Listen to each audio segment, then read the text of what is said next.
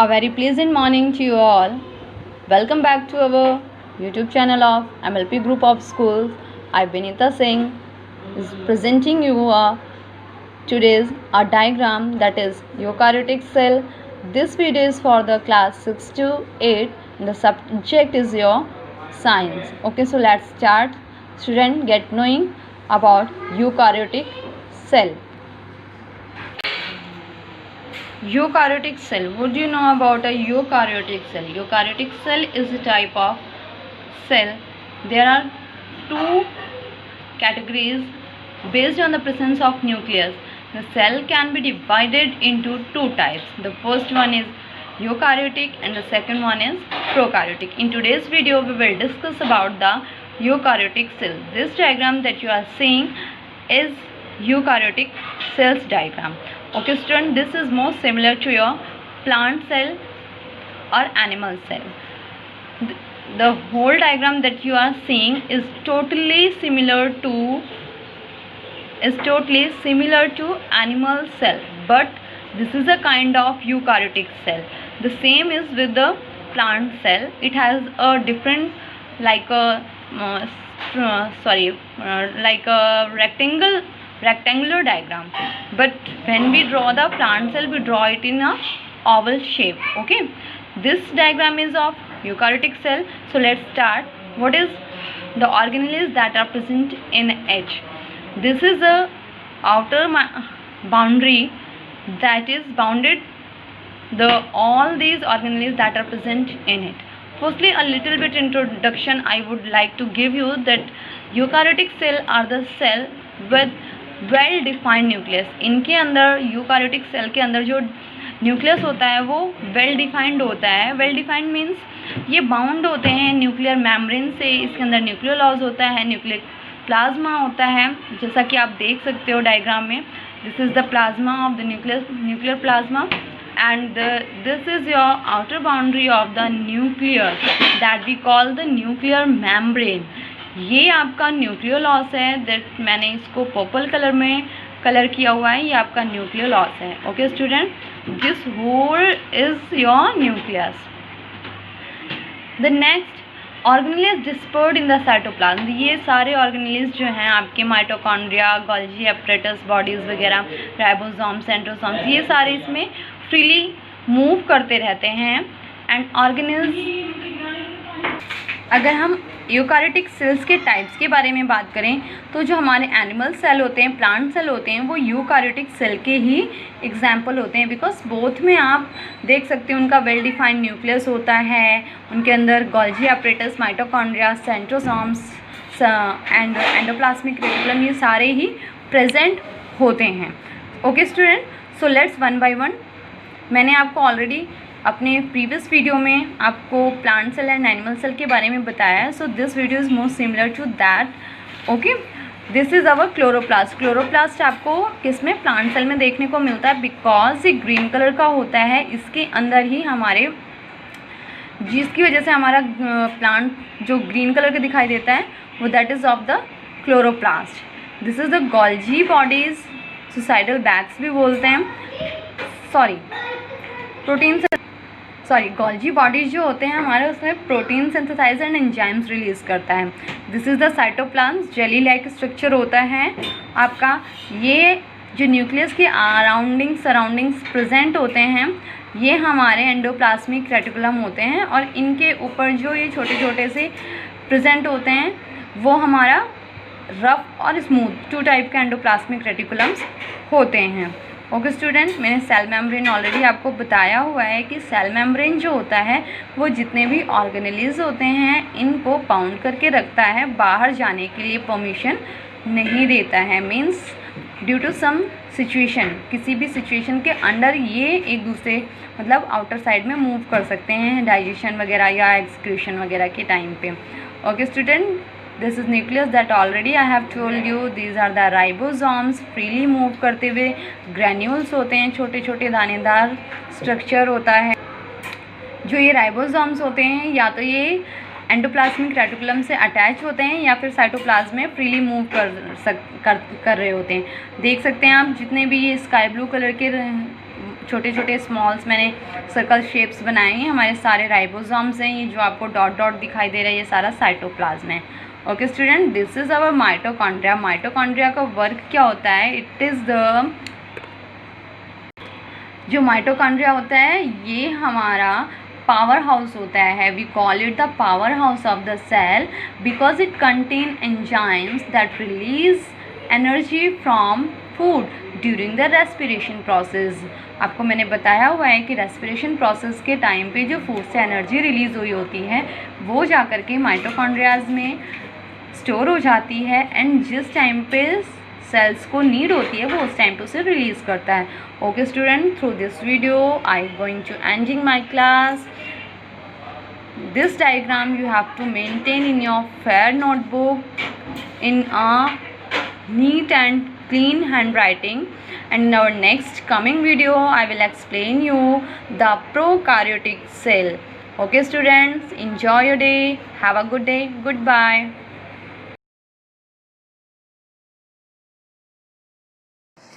In previous video we completed our 170 question. Question number 171. When was first World Cup held? In 1975 in England. सबसे पहले world cup कहाँ पे हुए थे? England में, in 1975 में. और next question, when have India won the World Cup? India ने कब जीता था वर्ल्ड कप? 2 बार जीता है। कब कब? 1983 में और 2011 में. Our next question is, which country was the first country to win the cricket World Cup final on its home soil? Means जिस देश में हुआ था वही देश उसका विनर था। तो इंडिया में जिस टाइम हुए थे उस टाइम इंडिया ही उसका विनर था। तो इंडिया ही वो फर्स्ट कंट्री है जहाँ पे इंडिया में होते हुए इंडिया ही उसका विनर था। और next question, when was Olympic games started? कब स्टार्ट हुए थे? 776 BC में। और कहाँ पे हुए थे? एथेंस, यूनान में हुए थे। और next question is, when was India's first representation on in Olympics? Olympics में फर्स्ट टाइम इंडिया ने कब पार्टिसिपेट किया था? 1900 में। और कहाँ पे हुए थे? पेरिस। पेरिस क्या है? फ्रांस की कैपिटल है। Which Indian had the honour of bowling the first ball of in the history of the cricket world cup? Bowling का जो फर्स्ट बॉल था, मीन्स बॉलिंग का जो सब ऑनर के लिए फर्स्ट टाइम किस इंडियन को बॉलिंग के लिए सम्मानित किया गया था? मदन लाल को। Next question, has in any city hosted Olympic games 3 times? Hosted the Olympic games on 3 occasions. 3 times किसी सिटी ने होस्ट किया है ओलंपिक गेम्स को? नो। और next question is, Mohini Bhardwaj representing USA won a silver medal at the Athens Olympics in which discipline? किस game में मोहिनी भारद्वाज ने silver medal von किया था? जिम्नास्टिक में। Which is the longest running race on the Olympics games? जो longest running race होती है Olympics में वो कौन सी होती है? मैराथन। मैराथन में बहुत तेज नहीं दौड़ना पड़ता, इसमें धीरे धीरे दौड़ना पड़ता है, बट इसकी जो डिस्टेंस होती है वो किलोमीटर्स में होती है। ओके। और next question is, what is the name of the award given by the government of India for the excellence in sport coaching? Sports की जो कोचिंग देते हैं उसमें जो बेस्ट होता है वो उसको कौन सा अवार्ड दिया जाता है? द्रोणाचार्य अवार्ड। ओके। और next question is, who is the only player to have won the grand slam in the tennis twice? जिसको ग्रैंड स्लैम मिला है 2 टाइम्स टेनिस में, वो कौन है? Rafael Nadal. और next question, what is the sport connection of New York, Pune, London, Berlin, Boston and Tokyo? इनका जो स्पोर्ट्स कनेक्शन है वो किस गेम के लिए है? हॉर्स रेसिंग के लिए। और next question, in which sports would you be proficient if you had 260 EIO points? इसका आंसर है चेस। चेस नवेडेज इंडिया में बहुत ज़्यादा डिमांड में है और ये बेस्ट गेम है एट ए टाइम, और इसमें इंटरनेशनल लेवल तक बच्चे जाते हैं। बहुत अच्छा गेम है ये चेस। और next question is, Davis cup is award for which game? किस गेम के लिए डेविस कप दिया जाता है? लॉन टेनिस के लिए। Our next question is Nehru Cup is associated with which game? Nehru Cup किस गेम में दिया जाता है? Football. Dear student, in previous video we say I tell you about Aga Khan Cup. Aga Khan Cup किसमें मिलता है? Hockey में. Question number 186. Kapil Dev is a famous sports person belong to which sports? Kapil Dev किस जो sports से belong करते हैं? Cricket से. क्रिकेट के बेस्ट प्लेयर थे वो. और next question, which is the national game of India? India का नेशनल गेम कौन सा है? Hockey.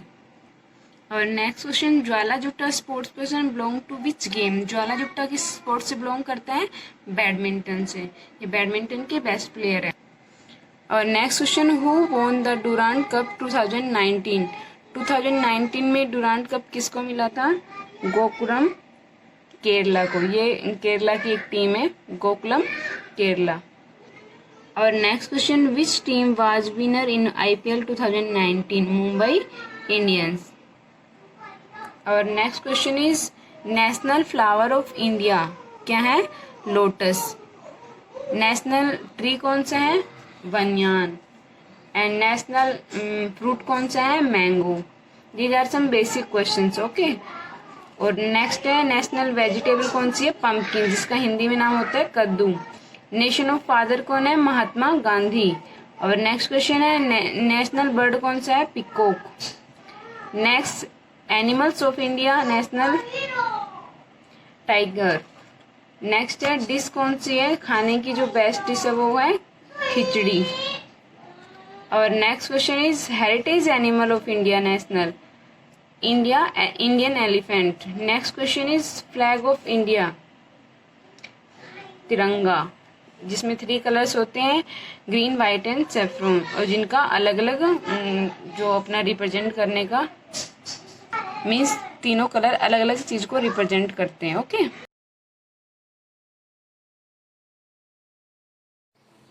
Good morning students, I Anshu, your maths teacher. So today our topic is unitary method. So first of all, what is unitary method? So unitary method is to solve a problem by finding the value of a single unit. यहाँ पे unit दिख रहा है, ठीक है. Unitary में क्या है? यूनिट मतलब होता है 1. तो अगर हमें कोई भी क्वेश्चन गिवन है तो फर्स्ट, जैसे यहाँ पे इन केस हमारे पास गिवन है 40 पेन्स का, हमारे पास प्राइस है 200 और कॉस्ट हमें फाइंड करना है 50 पेन्स का. या फॉर एग्जांपल अगर हमने 5 पेन्स ही खरीदे, ठीक है, 5 पेन्स हमने कितने में खरीदे? 20 रुपीज़ में. तो यहाँ हम सिंपली कैलकुलेट कर सकते हैं कि हर एक पेन जो होगा वो 4 रुपए का होगा, ठीक है. और अगर इसमें किसी भी पूछे 25 का अगर पूछे तो हम बता सकते हैं अगर एक पेन कितने का है? 4 रुपीज़ का है, तो 25 कितने का हो जाएगा? 4 multiply with 25 is equals to 100. तो यहाँ पे क्या था, हमारे पास कैलकुलेशन करना इजी था बिकॉज 5 पेन्स था. लिमिटेड मतलब हमारे पास क्या था? लिमिटेड सी वैल्यू थी. लेकिन जब अगर हायर वैल्यू हो तो उस केस में क्या होता है? तो फर्स्ट ऑफ ऑल हम क्या करते हैं, वहाँ पे हमेशा निकालते हैं कि एक पेन या एक कुछ भी गिवन हो हमारे पास, किसी भी का भी प्राइस या कुछ भी गिवन हो, हम पहले किसका निकालते हैं? 1 के लिए निकालते हैं. एंड देन जितना भी गिवन होता है उस मल्टीपल के लिए हम निकाल सकते हैं. That is about the unitary method. So क्या गिवन है यहाँ पे? Cost of 40 pens is ₹200. Find the cost of 50 pens. अब फर्स्ट ऑफ ऑल जो दो वैल्यूज एक जैसी गिवन, जैसे यहाँ पेन्स है और यहाँ पे भी पेन्स है, तो उनको हम कहाँ लेते हैं? लेफ्ट हैंड साइड में. और जो हमें कैलकुलेट करना है, एक जो वैल्यू गिवन है और दूसरी जो कैलकुलेट करनी है उसको कहाँ लिखेंगे? राइट हैंड साइड में, ठीक है. तो यहाँ कैसे लिखेंगे इसको? फर्स्टली कॉस्ट ऑफ 40 पेन्स कितना हो जाएगा? ₹200. अब यूनिटरी मेथड है तो हमें क्या निकालना है? अब कॉस्ट ऑफ 1 पेन निकालेंगे, तभी हम उसके मल्टीपल्स को बता सकते हैं कि 50 पेन्स कितने रुपीस के होंगे. अब जब भी अगर हमें 40 पेन्स ₹200 में है तो 1 पेन का क्या होगा? प्राइस कम होगा ऑब्वियसली. अगर 40 पेन्स अगर 200 में आ रहे हैं तो 1 पेन कितने में आएगा? कम में आएगा. तो हम क्या करते हैं यहाँ पे? डिवाइड. जब भी अगर हमें हायर वैल्यू से लोअर वैल्यू के लिए, जैसे यहाँ 40 पेन्स और यहाँ पे लोअर वैल्यू के लिए निकालना है, तो क्या होता है? हमेशा डिवाइड. अब डिवाइड करेंगे, 1 0 से 1 0 कैंसिल आउट एंड 4 1 जा 4, 4 5 जा 20. सो कितना हो गया 1 पेन का प्राइस 5 रुपीज़, ठीक है। और कॉस्ट निकालनी किसकी थी 50 पेन्स की, तो 50 पेन्स के लिए क्या हो जाएगा cost of 50 pens is equals to, एक पेन हमारे पास 5 रुपीज़ का, तो 50 कितने का हो जाएगा 5 multiply 50 is equals to 250 rupees, ठीक है। जब भी अगर हम बड़ी वैल्यू से छोटी वैल्यू किसी का फाइंड करते हैं तो डिवाइड होता है, और अगर यहाँ एक का था और अगर हमें ज़्यादा का निकालना है तो उससे क्या होता है मल्टीप्लाई, ठीक है। सेम लाइक इसमें करेंगे 20 chocolates cost rupees this, find the cost of 35 chocolates. अब यहाँ चॉकलेट्स है और यहाँ पे भी चॉकलेट्स है, मतलब रुपीज़ जो होगा वो राइट हैंड साइड में आएगा और चॉकलेट्स इधर साइड आई। तो 20 चॉकलेट्स की प्राइस है हमारे पास, कॉस्ट ऑफ 20 चॉकलेट लिख सकते हैं, कितना गिवन है रुपीज़, ये रुपीज़ का सिंबल होता है 320, ठीक है। तो हम क्या निकालेंगे कॉस्ट ऑफ 1 चॉकलेट कितना हो जाएगा, यहाँ पे भी क्या करेंगे हम डिवाइड, 20 से डिवाइड करा, 2 0 से 0 कैंसिल आउट, एंड 2 से अगर 32 को डिवाइड करेंगे हमारे पास आएगा 16। तो 1 चॉकलेट का प्राइस कितना हो गया 16 रुपीज़, और हमें निकालना किसके लिए 35, तो कॉस्ट ऑफ 35 चॉकलेट्स कितना हो जाएगा रुपीज़, किससे मल्टीप्लाई करेंगे 16 को 35 से, बिकॉज वन चॉकलेट का प्राइस कितना 16 और हमें निकालना किसके लिए 35, तो इसका मल्टीपल हो जाएगा 560 रुपीज़, ठीक है।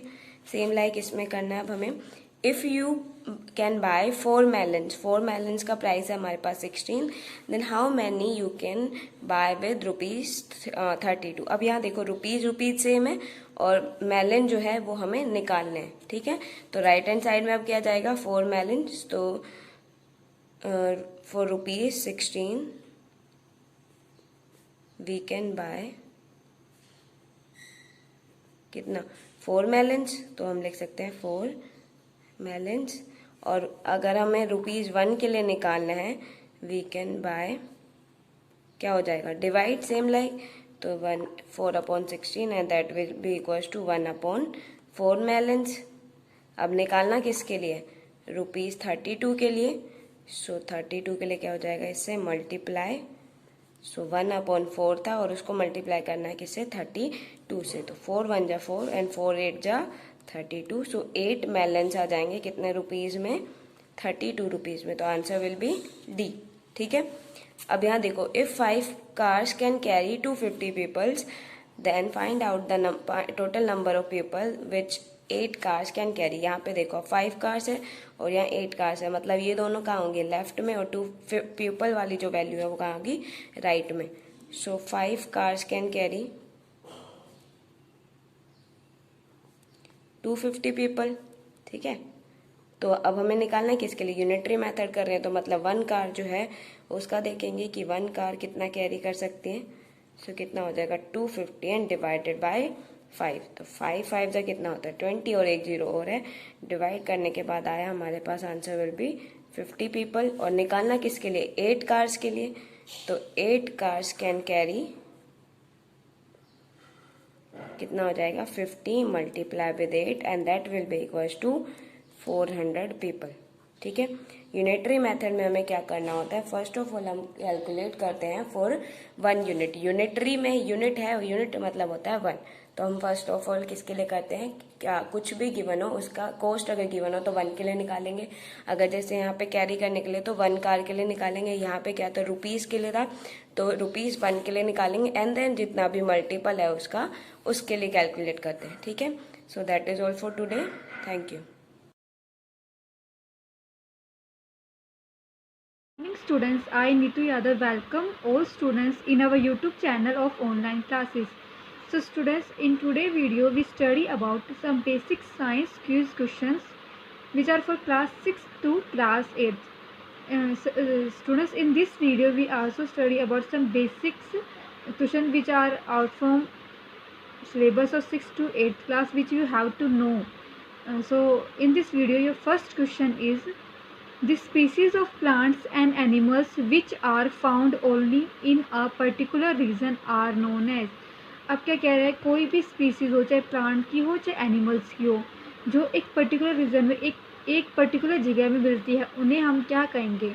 आंसर है एंडेमिक स्पीसीज़। मतलब कोई भी स्पीसीज़ जहाँ एक उसी रीजन में मिलती हो, उसके अलावा हमें कहीं नहीं मिलती है, तो उस स्पीसीज़ को हम कह रहे हैं एंडेमिक स्पीसीज़ बोलते हैं। ठीक है। नेक्स्ट क्वेश्चन है students, the human ear can hear sounds having frequency in range between. आप क्या कह रहे हैं, जो आपका ह्यूमन ईयर है वो साउंड्स को सुन सकता है, लेकिन उसकी फ्रीक्वेंसी रेंज किसके बीच में होती है? कितनी फ्रीक्वेंसी रेंज तक जो ह्यूमन है उसका कान सुन सकता है? तो आंसर है 20 to 20,000 हर्ट्स। 20 से 20,000 हर्ट्स की जो दूरी है वहाँ तक का जो ह्यूमन ईयर है वो आवाज़ सुन सकता है। नेक्स्ट क्वेश्चन है students, which constellation contains a pole star. ऐसा कौन सा कंस्टलेशन है जो एक पोल स्टार को कंटेन करता है? ठीक है, तो आंसर होगा उर्सा मेजर। उर्सा मेजर क्या है? 7 ब्राइटेस्ट स्टार आते हैं उर्सा मेजर के अंदर, उसके उस स्टार्स में पोल स्टार भी आएगा। ठीक है, इसमें आता है, कंस्टलेशन में आता है। नेक्स्ट क्वेश्चन है, sea animals like dolphins and whales breathe through. अब क्या कह रहा है, जो सी एनिमल है, जो समुद्र में रहने वाले जो जानवर जैसे कि आपकी डॉल्फिन्स, वेल, ब्रीथ थ्रू किसके थ्रू सांस लेते हैं? तो आंसर है ब्लो होल्स। जो डॉल्फिन और वेल्स है ब्लो होल्स के थ्रू सांस लेते हैं। नेक्स्ट क्वेश्चन, फिफ्थ क्वेश्चन है students, the internal factor which affects the process of photosynthesis is. अब प्लांट के अंदर ऐसा कौन सा इंटरनल फैक्टर होता है जो फोटोसिंथेसिस की जो फूड मेकिंग प्रोसेस होती है उसे अफेक्ट करता है, उस पर प्रभाव डालता है? तो आंसर है क्लोरोफिल। ठीक है, क्या है? ग्रीन पिगमेंट जो प्रेजेंट होता है लीव्स में वो क्या है? तो आंसर आपका इसमें क्लोरोफिल है जो अफेक्ट करता है फोटोसिंथेसिस के प्रोसेस को। नेक्स्ट क्वेश्चन है स्टूडेंट्स आपका, which plant absorb waste water and release pure water vapour into atmosphere. आप क्या कह रहा है, कौन सा ऐसा प्लांट है जो वेस्ट वाटर, जो गंदा पानी उसको एब्जॉर्ब करेगा और प्योर वाटर वेपर को एटमॉस्फेयर में रिलीज़ करेगा? तो आंसर है यूकलिप्टस ट्री। ये आपका ई है, ये यूकलिप्टस ट्री है जो क्या करता है, वेस्ट वाटर को एब्जॉर्ब करता है और प्योर वाटर रिलीज़ करता है वेपर की फॉर्म में एटमॉस्फेयर पे। सेवंथ क्वेश्चन है students, which form of energy enables us to interact with our surroundings in most effective way. अब क्या कह रहा है, एनर्जी की ऐसी कौन सी फॉर्म है जो हमारे आसपास की चीज़ों से हमें जुड़े रहने में मदद करती है एक इफेक्टिव वे में, एक सही सबसे सही तरीका? कौन सी ऐसी फॉर्म एनर्जी की? तो आंसर लाइट। जो लाइट है, हम वैसे तो लाइट को हम क्या है, इनविजिबल होती है, ज़्यादातर हम लाइट को क्या है, देख नहीं सकते, लेकिन ये एनर्जी की फॉर्म होती है जो हमें हमारे आसपास की चीज़ें देखने में हेल्प करती है। ठीक है, और जैसे आप किसी चीज़ से, जैसे ट्यूबलाइट के थ्रू, टॉर्च के थ्रू आप डार्क किसी अंधेरे में रोशनी दे रहे हैं, तो मतलब वो क्या, वो सोर्सेज ऑफ लाइट हो गई जिस चीज़ से हमें लाइट मिलती है। ठीक है, नेक्स्ट है क्वेश्चन 8 है students, in Japan cyclone is also called. तो जापान के साथ आप फिलीपींस भी बोल सकते हैं। In Japan and Philippines cyclone is also called, answer है टाइफून। साइक्लोन का दूसरा नाम है जिसे जापान में टाइफून बोला जाता है। ठीक है, नेक्स्ट 9th क्वेश्चन है students, name the device which is use to measure speed of wind. ऐसा कौन सा डिवाइस है जिसका इस्तेमाल करके हम जो विंड, हवा की गति है, स्पीड है, उसके बारे में जान सकते हैं? तो आंसर एनीमोमीटर। एनीमोमीटर डिवाइस के थ्रू हम स्पीड होती है ना विंड की, वो मेजर कर सकते हैं। Question number 10 students, stop watches and stop clocks are used in laboratory for measuring. अब क्या, जो स्टॉप वॉचेज और स्टॉप क्लॉक्स होते हैं लेबोरेटरीज में, उनका इस्तेमाल किस लिए किया जाता है, किस चीज़ को मेज़र करने के लिए? तो आंसर है टाइम इंटरवल। किसी जो रिएक्शन के बीच में, दो रिएक्शन है उनके बीच में कितना टाइम इंटरवल है, कितने में उन्होंने रिएक्ट किया, या फिर कोई भी काम हो रहा है, जैसे आपका स्पोर्ट्स में स्टॉप वॉच का इस्तेमाल किया जाता है जो एथलीट है उसकी स्पीड को देखने के लिए कि उसने कितने किलोमीटर में कितना डिस्टेंस कवर किया, तो वो ये सब किस में मेजर्स हो सकता है? टाइम इंटरवल में students. Question number 11 students, 1 decade is equal to how many years. एक डिकेड है वो कितने ईयर्स के बराबर होता है। तो आंसर है 1 decade is equal to 10 years. 1 decade 10 साल के बराबर होता है। नेक्स्ट क्वेश्चन है स्टूडेंट्स आपका, the ability of some animals to blend with the surrounding is known as. आपके कुछ एनिमल्स के अंदर काबिलियत होती है कि वो अपनी सराउंडिंग के साथ ईजिली ब्लेंड मतलब घुल मिल जाते हैं। तो उस प्रोसेस को हम क्या कहते हैं? आंसर है कामफ्लेज। कामफ्लेज की वजह से आपका गिरगिट है अपना रंग बदल देता था, जैसे उसकी साउंड की होती है वैसे कुछ एनिमल में काबिलियत होती है, वो अपने आसपास की चीज़ों के साथ घुल मिल जाते हैं, उसे बोलेंगे कैमफ्लेज। 13 क्वेश्चन है स्टूडेंट्स आपका, the study of relationship between living things and their environment called. अब क्या कह रहे हैं, जो रिलेशनशिप बिटवीन जो लिविंग थिंग जिंदा चीज़ें हैं और जो इन्वायरमेंट में जो चीज़ें होती हैं उनके बीच में क्या रिलेशनशिप होता है, क्या स्टडी होती है उनके बीच में, तो उसे हम कहेंगे आंसर इकोलॉजी। इकोलॉजी बोलते हैं, study of relationship between living things and environment. Question number 14 है स्टूडेंट्स आपका, the leaves of terrestrial plant enables water to run off easily with the help of specialised tips called. अब क्या कह रहे हैं, terrestrial जो लीव्स है plant की, अभी टेरेस्ट्रियल प्लांट की जब लीव्स पत्तियाँ होती हैं वो क्या करती है, अपनी पत्तियों से ईजिली पानी को रन ऑफ कर देती है, रिमूव कर देती, इनेबल कर देती है, मतलब वो ईजिली है वो पानी लीव से बाहर नहीं जा पाता है। तो किसकी वजह से होता है, वो स्पेशलाइज्ड टिप की वजह से होता है, और उन स्पेशलाइज्ड टिप को हम क्या कहते हैं, ड्रिप टिप्स बोलते हैं। ठीक है, ये ड्रिप टिप्स है जो इनेबल्स करती है, पानी को ईजिली लीव से रिमूव नहीं होने देती है। क्वेश्चन नंबर 15 है स्टूडेंट्स आपका, the movement of an organism from one place to another is called. जो ऑर्गेनिज्म की मूवमेंट होती है एक जगह से दूसरी जगह, उसे हम क्या कहते हैं, तो आंसर आपका लोकोमोशन। जो लोकोमोशन होता है वो मूवमेंट होती है जिसमें एक ऑर्गेनिज्म एक जगह से दूसरी जगह जाता है।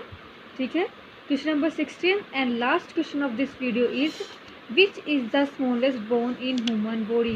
ह्यूमन बॉडी के अंदर सबसे छोटी बोन कौन सी होती है, तो आंसर है स्ट्रिप। स्ट्रिप बोन होती है जो सबसे स्मॉलेस्ट होती है, और जो आपके ईयर है उसके अंदर इनसाइड द ईयर प्रेजेंट होती है। ठीक है students, that's it for today students, thank you for listening.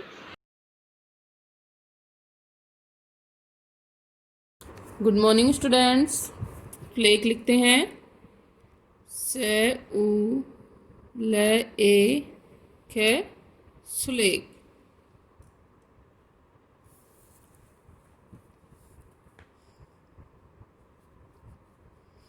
श्रम संसार में सफलता दिलाने का, श्रम संसार में से पढ़ने आ, संसार में मैं ए में, सफलता से फे ले ता, सफलता दिलाने का, द ई ले आ न ए दिलाने का, के आ का, सर्वाधिक सर्वाधिक से जे ऊपर, वे आ ध ई के, सर्वाधिक महत्वपूर्ण, मैं है ते वे महत्वपूर्ण साधन है, से आ धैन्य साधन है। श्रम करके ही, श्रम करके ही, कह रह के करके ही, है ई ही, हम है मैं, हम जीवन जय ई वैन जीवन की, कै ई की, इच्छा ई चे छे इच्छा, आकांक्षाओं आ के आ, अनुसार से आ ओ आकांक्षाओं, के ई की पूर्ति, पे बड़ा ऊ जे ते ई पूर्ति, कर कह रह कर, सकते से कह ते सकते हैं।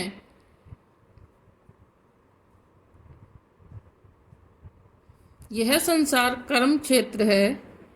यह संसार से ने ए सारे संसार कर्म क्षेत्र है।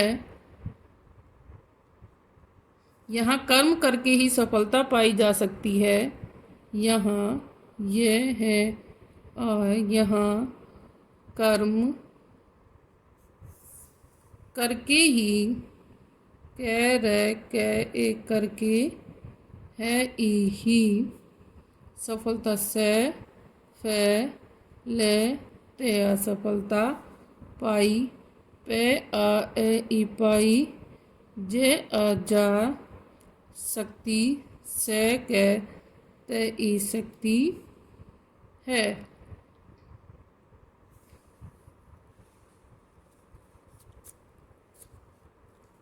काम में सफलता तभी मिलती है के आ में काम में सफलता से फे लेता सफलता तभी ते भे ई तभी मिलती है। मैं ई ले ते ई मिलती है। जब हम है में हम परिश्रम करते हैं। पे रे ई शे रे में श्रम करते हैं। कह रे ते एक करते हैं। श्रम से जीवन को गति मिलती है। श्रम से जीवन को जीवन के ओ को गति गैर तय गति मिलती मैं ई ले तय मिलती है। देखो बेटा इसके अंदर श्रेय आया आपका कई बार। ये जो है ये आपका संयुक्त व्यंजन है। कौन सा व्यंजन है? संयुक्त व्यंजन, जो किससे मिलके बनता है? श और द से मिलके बना हुआ है, इसलिए इसका बन जाता है श। ठीक है, तो आपको एक पेज राइटिंग लिखनी है। Thank you. Students, this is for 6 to 8 class English grammar defines. Today we are going to discuss about homophones and homonyms. First question is related to the what are homophones? State with example. Homophones और homonyms में काफ़ी बार बच्चे confuse हो जाते हैं. So today I am going to discuss about homophones and homonyms. First question है हमारा, homophones क्या होते हैं, उनके एग्जाम्पल्स के साथ समझाती हूँ मैं आपको। Homophone is a word that is pronounced the same. जो होमोफोन्स रहते हैं वो प्रोनाउंसिएशन जो होती है उनके वर्ड्स की वो सेम होती है as another word but differs in meaning. जो हम जैसे बात बोलते हैं तो उनकी प्रोनाउंसिएशन दोनों वर्ड्स की सेम होती है, लेकिन उन दोनों का मतलब यानी कि उनका आंसर जो उनका अर्थ होता है वो डिफर्स यानी कि डिफरेंट होता है दोनों ही वर्ड का। The words may be spelled the same such as rose, flower and rose past tense of rise. अभी आपने इसी में देख लीजिए, दो वर्ड्स हैं रोज़ एंड रोज़। जो फर्स्ट वाला रोज़ है वो हमारा फ्लावर है, रोज़ हमारा एक गुलाब का फूल है, और दूसरा रोज़ जो है वो पास्ट टेंस ऑफ राइस है। यानी कि राइस का जो राइस है उसका पास्ट टेंस क्या हो जाता है? रोज़। यानी कि दोनों की स्पेलिंग सेम है, दोनों की प्रोनाउंसिएशन सेम है, लेकिन दोनों का मतलब अलग अलग है। इसी तरीके से दूसरा वर्ड है हमारे पास टू। एक टू और टू दोनों का वर्ड दोनों की प्रोनाउंसिएशन सेम है, लेकिन दोनों का ही अर्थ अलग अलग है। इसी तरीके से हमारे पास बहुत से ऐसे वर्ड्स हैं जो हमारे पास जिनकी स्पेलिंग जो होती है वो से अलग अलग होती है। वर्ड्स प्रोनाउंसिएशन में सेम होते हैं लेकिन उनका मतलब अलग अलग होता है। नेक्स्ट क्वेश्चन है हमारे पास homonyms. What are homonyms? State with example. Homonyms क्या होते हैं और उनके एग्जाम्पल के साथ बताती हूँ आपको। होमोफोन्स आपको समझ में आ गया, दोनों की स्पेलिंग सेम होती है वर्ड की लेकिन मतलब अलग अलग होता है। लेकिन होमोनियम्स में क्या होता है? A homonym is one of a group of words that share the same spelling and the same pronunciation but have different meanings। इसमें क्या होता है? दोनों की प्रोनाउंसिएशन सेम होती है लेकिन जो वर्ड्स होते हैं इसमें स्पेलिंग सेम होती थी लेकिन इसमें मतलब अलग अलग होते थे। इसमें दोनों की स्पेलिंग भी अलग अलग होती है लेकिन प्रोनाउंसिएशन जो होती है वो अलग अलग होती है। प्रोनाउंसिएशन सेम होती है, में डिफरेंट स्पेलिंग्स होती हैं और डिफरेंट मीनिंग्स होते हैं but have different meanings. Usually happens as a result of two words having different origins. यानी कि दोनों ही वर्ड्स के मतलब अलग अलग होते हैं, अलग अलग ओरिजिन की तरह, ईस्ट और वेस्ट का तरह। For example I will tell you mail क्या होता है? मेल करते हैं हम किसी को, उसे हम मेल कहते हैं। और एक मेल क्या होता है? पुरुष जाति को हम मेल कहते हैं। दोनों की स्पेलिंग अलग अलग है, दोनों ही वर्ड्स की प्रोनाउंसिएशन सेम है, दोनों ही वर्ड्स का मतलब भी अलग अलग है। इन्हें हम होमोनियम्स कहते हैं। फॉर एग्जाम्पल नेक्स्ट वर्ड है हमारे पास सी। एक सी होता है हमारा देखना और एक सी होता है हमारा समुंदर। दोनों ही सी प्रोनाउंसिएशन सेम है, दोनों ही वर्ड्स की स्पेलिंग अलग अलग है और दोनों का मतलब भी अलग अलग है। इसमें दोनों में सेम स्पेलिंग थी लेकिन मतलब अलग अलग था। इसी तरीके से हमारे पास इनकी स्पेलिंग अलग अलग है और मतलब भी अलग अलग है। So like this we have to find out the homophones and homonyms. आप इस तरीके से आप फाइंड आउट कर सकते हैं होमोनियम्स क्या होते हैं और होमोफोन्स क्या होते हैं। Thank you everyone. Students, welcome to our YouTube channel and this is for 6th to 8th. Today we are going to discuss about the safety during Corona. How we are going to save ourselves from coronavirus. Everywhere you listen about the coronavirus, how we are going to just save ourselves, how we are taking precautions and what precautions we are taking. What are some safety precautions against coronavirus disease? Today I will give you some short points you can see here. Protecting yourself and others from spreading COVID-19. How you are going to save yourself? Regularly and thoroughly clean your hands with an alcohol based hand rub or wash with soap and water. Why? Because alcohol based hand sanitizers kill the bacteria and germs and viruses which are spread anywhere else, spread from one person to another. Maintain at least 1 meter distance between yourself and others. Why? When someone coughs or sneezes, means कोई खांसता है या छींकता है, or speaks, they spray small liquid droplets from their nose or mouth which may contain virus.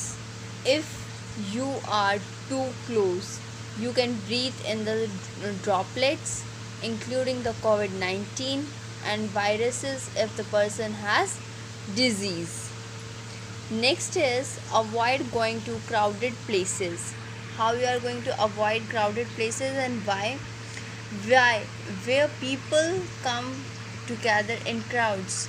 you are more likely to come into close contact with someone that has COVID-19, and it has more difficulty to maintain physical distance of 1 meter. आप किसी से भी 1 metre की दूरी नहीं बना सकते जहाँ पे ज़्यादा क्राउडेड यानी कि ज़्यादा भीड़ भाड़ का इलाका है. And next most important point is avoid touching eyes, nose and mouth. Why? Because then they use it tissue immediately and wash your hands. Droplets spread virus. और ये ड्रॉपलेट्स वगैरह जो होते हैं, जो आप कई चीज़ों को छूते हैं, तो इनसे क्या होता है कि जो आपका वायरस होता है, जो आपके हाथ में बैक्टीरिया या वायरस रह जाता है, वो आप अपनी आइज़ पे, नोज़ पे या माउथ पे टच कर लेते हैं और उससे बहुत ज़्यादा बीमारी बढ़ जाती है. डिज़ीज़ स्प्रेड होने के ज़्यादा से ज़्यादा चांसेस हो जाते हैं. Make sure you and the people around you follow good respiratory hygiene. How they are going to repeat this? If they are not going to spread or follow good respiratory hygiene, then they, if you have a fever or cough or difficulty in breathing, then pay attention towards your smelling problem may be having, and maybe you have a virus. You have to check it out very immediately. This is very important point for everyone, because it will make you a disease and it will help you out in doing your checkups and regularly, so that you will be healthy as soon as possible. This good hygiene, respiratory hygiene, this means covering your mouth and nose with your bent or your mask or any tissue. When you cough or sneeze, it will help you to spreading your diseases. आप एक से दूसरे को आप ये diseases फैलने से रोक सकते हैं by keeping your mouth close. आप किसी भी कपड़े से या टिश्यू से अपने मुंह को ढककर, आप इन सब चीज़ों को, इन सेफ्टी का यूज़ कर आप अपने फ्रेंड्स को, अपने फैमिली मेम्बर्स को इस डिज़ीज़ को स्प्रेड होने से बचा सकते हैं. और इससे आपको हेल्प होगा कि आप ये देख रहे हैं कि आप पूरे इंडिया को सपोर्ट कर रहे हैं by doing this small thing, by washing your hands, by keeping yourself safe. And make sure that hand sanitizers keep out from the children's reach. आप अलग बच्चों से दूर रखें, because it is alcohol based. It is very dangerous for the children, small kids. Thank you everyone. Please pay attention towards the points and be safe. Stay home and be safe. Thank you.